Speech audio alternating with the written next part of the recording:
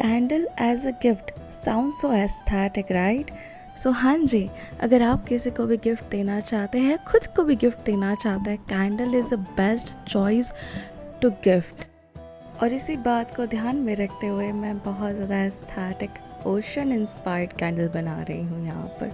और इस कैंडल के अंदर मैंने सोया वैक्स को यूज़ किया है और जेल वैक्स को यूज़ किया है, कुछ पर्ल्स को यूज़ किया है, कुछ मोल्डेड शेल वैक्स को यूज़ किया है और लास्ट में ग्लिटर्स को यूज़ किया है। और ये ब्यूटीफुली फिर लास्ट में बहुत ही अच्छे से टर्नड आउट हुई थी। So this is the beauty of the candle ना।